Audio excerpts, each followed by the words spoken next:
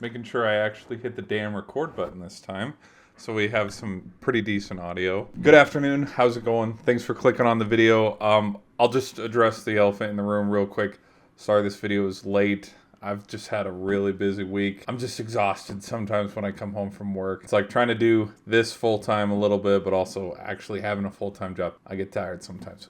But let's just jump right into the action. Like I said in my last video, or if I haven't said it, like I want there to be a little bit of fluidity and some fun with the power rankings where it's like if a team is really hot for like 2 games where they go 2-0 in a week or 3-0 in a week, it's like, oh yeah, put them up there. Or if one of the top teams, for example, it was either the Canes or the Devils. They lost to the Ducks sometime this week, and I was like, all right, get them out of the top 10. They don't deserve it. It's all for fun. Number one I have is still number one team last week because they didn't lose the game, so there's no real reason to drop them. But it was the Bruins. They went 4-0 this week. They went 8-1 in February, so right now they're a juggernaut. Number two I have is the Canes. They went 2-1 this week. Their only blemish was they lost to the Anaheim Ducks. That's the fun about hockey. Anybody can win any game. All right, number three, I got the Devils. The Leafs, they went 3-0, so they were outscoring their opponents pretty good, 13-5. Number five is Vegas. I have them trending upward, even though they dropped a lot of silly games this week. They went 1-2. This is why you have to watch a whole hockey game. As I watched them score that very late goal against Dallas when they went up, and there was like 3-ish minutes left in the third, and I was like, yeah, this game's over. So I clicked away from it, and I didn't actually know that they lost the game till the next day. So failure on me for not watching the whole game. At number six, I have the Lightning. They went 2-2 this week. I would say their biggest blemish was when they got absolutely blown out by the Penguins. That doesn't take away from the overall trend that they're going up. At number seven, I have them jumping up a lot of spots. This is the Avalanche. They are currently on a roll. They're playing great hockey right now. They went 2-0 this week, but also to add on from last weekend, right now they're currently on a 6-game win streak, and also they are outscoring their opponents 9-2. Next, I have the Rangers. Rangers had a very tough week, which this is what I was talking about, fluidity. I gave them a lot of love to be one of the top teams, and then this is how they repay me.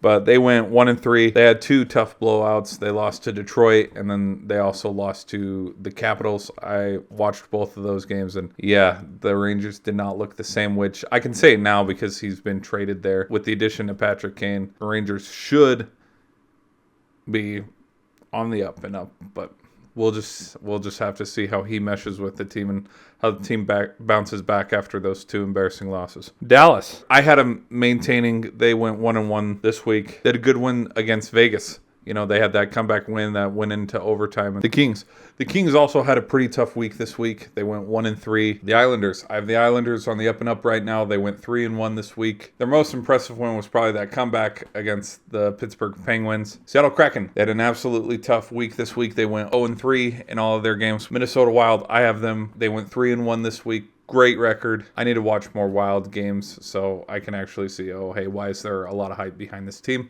The Edmonton Oilers, they went 2-1 this week. They had a really good win against Pittsburgh. Obviously, they blew them out. I didn't expect that to happen. I thought it'd be, a little bit closer. The Pittsburgh Penguins, it's just that love-hate relationship after they blew the lead to the Islanders and then got absolutely embarrassed on home ice. I wanted to just drop them, out of the bottom 16, and they settled and they weathered the storm. They had that good win against the Blues, which that game got really scary when it got tied up right there at the end of the third period, because personally I was like, are you freaking kidding me? Because it was 2-1 and then they tied it up to make it 2-2. I feel like if there is a turning point, and this will be fun to come back and look for this season, this Blues game could have potentially been it. I don't know.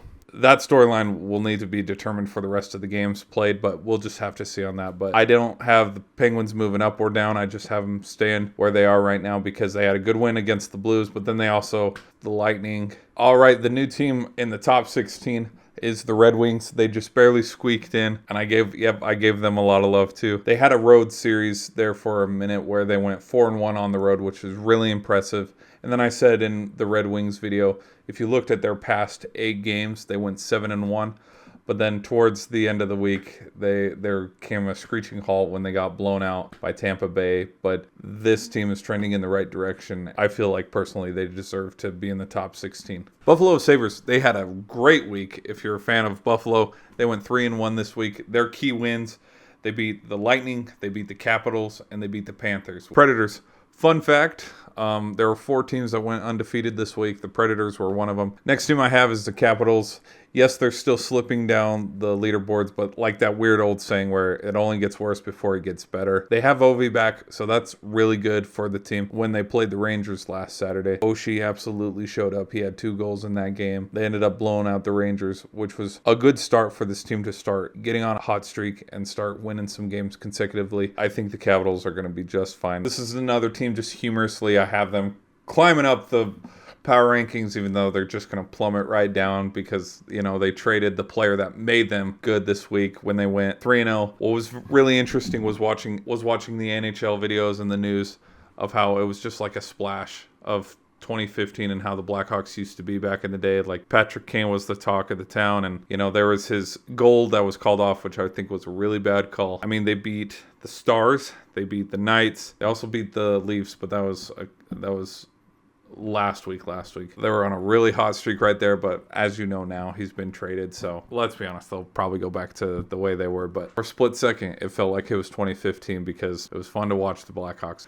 The Ducks went 2-2 this week. And like I said about having the Capitals number, they beat them, but then they also beat the Canes. And so just for fun, I had them shooting up the rankings. My last team, bottom of the food chain, no pun intended.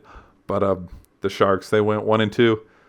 They had a big win, 4-0 against the Kraken, but right now they are my 32nd ranked team. So thanks for listening to me ramble about hockey and a sport that I barely know nothing about, but love to watch passionately. I feel like I'm getting it a little bit more as I'm watching a lot more games, but yeah.